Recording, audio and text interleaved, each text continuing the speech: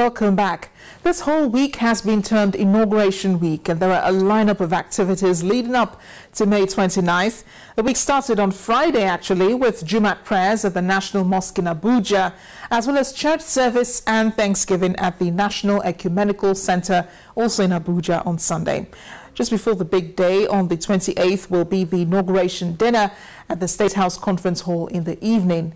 All eyes, however, will be fixed on Friday the 29th, when history will be repeating itself as one civilian president hands over to another civilian president in Nigeria. Usually during occasions like this, there would be a parade, several speeches, prayers, goodwill messages from elder statesmen and party leaders, and then the swearing in when the Attorney General and Minister of Justice, Muhammadu, administers the oath of office and swears in the new president. Now, this same ceremony will be taking place in other states in Nigeria where governorship elections took place. And then Goodluck Jonathan no longer becomes #1 citizen of Nigeria, but joins a league of past presidents and elder statesmen who are still very valuable to the growth and development of Nigeria. The event on Friday promises to be a big one. About 50 heads of state and government representatives will be present at the Eagle Square for this occasion. That's historical.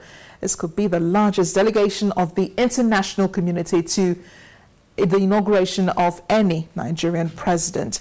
According to the Minister of Culture and Tourism, Chief N.M. Duke, much of the representation will come from countries in Europe, something he says could be good for Nigeria, as this will give credit to the image of the country. Also, we're hearing that more than 400 journalists from around the world will be covering the inauguration also. So, as expected, security should be very tight across the country, especially in the Federal Capital Territory, with a lot of checks going on, plus restrictions on roads. So if you live in the FCT, you might want to wear patience as a garment this week. Meanwhile, the United States, which has professed support for Nigeria throughout the elections, will be sending a delegation to the ceremony. Remember, Secretary of State John Kerry was in the country just a couple of weeks before the elections. Well, he returns as a leader of the delegation, having been in the country before, shortly before the elections, for a brief meeting with presidential candidates of the two main political parties. Recently, I had a chat with the U.S. Consul General, Jeffrey Hawkins, on the importance of the inauguration for America and the future relations with Nigeria. Ambassador, thank you for speaking with us on Diplomatic Channel. The United States has commended Nigeria for its democratic progress, the governorship elections, the presidential elections, and the outcome. But you've been in the country for the past 3 years.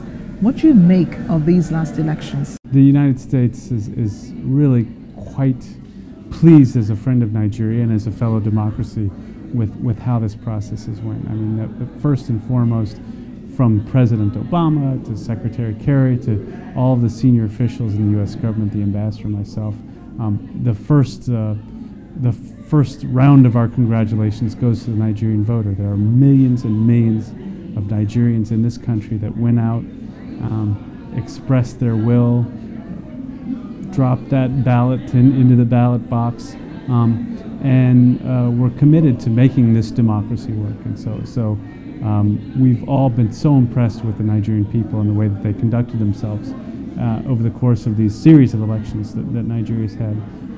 We also were impressed with the work that INEC did, the work that the Electoral Commission did. There were bumps on the road, there were problems, challenges. We all knew that was going to be the case. I think the key actors in the process, the political parties, the candidates, all recognized that conducting an election in a country of 170 million people is a big job. And I think that INEC did a really good job with that by and large, and I think Chairman Jega's leadership was really key to that, and so we want to congratulate the electoral body on the work that they did. And I think incidentally, although there was some discussion about it, I think sort of the electronic part of that was a key innovation and helpful in promoting the success of this process, so we were pleased about that. And then I think that ultimately, particularly at the presidential level, the candidates behaved very responsibly. And as you'll recall, President Jonathan, President-elect Buhari signed the Abuja Accord and said that they were not going to engage in violent activity. And I think by and large, Certainly the candidates themselves, but their supporters across the country, by and large, respected that engagement, and that was a key factor in having this process turn out successfully as it did.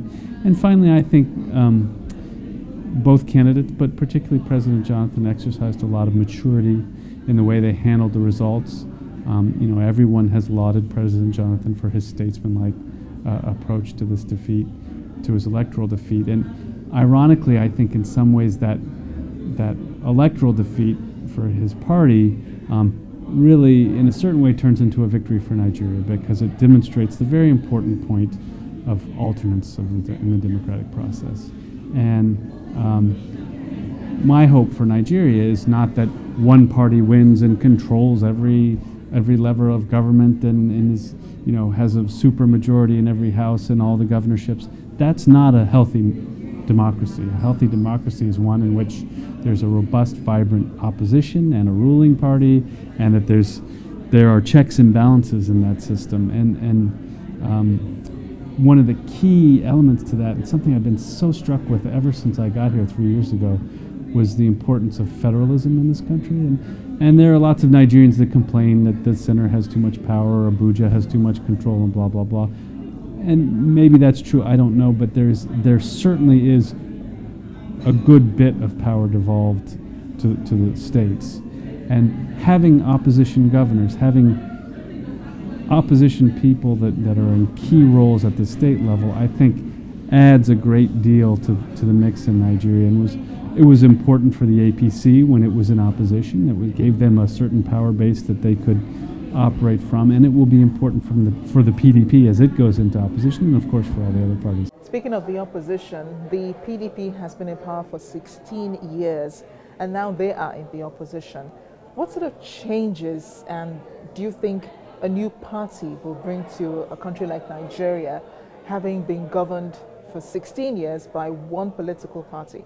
I think one of the most important elements is already in place. And that element is, again, demonstrating this principle of alternates of governments. And I think a lot of the optimism and the hope that Nigerians feel, the pleasure that they have taken in the results, has less to do with partisan support for one party or other, and more a sense of relief. We can do this. We've demonstrated that Nigeria has the political maturity to handle transition, and that isn't always the case in other parts of the continent. And so I think Nigerians are justifiably proud of what they've achieved already. Now, going into the next administration, it's too early to say what's going to happen. We don't know who the cabinet members are. We don't know what all the specific policies are. And this government is certainly going to be facing the same challenges that the last government, whether it's security or corruption or all those issues, they're going to have to face those things, and in an economic environment that's maybe less favorable than it had been in recent years. So there's a lot of challenges there. But as I said already, one important and very important democratic milestone has already been crossed, and that's this demonstrating that the system can tolerate and encourage a peaceful transition in power.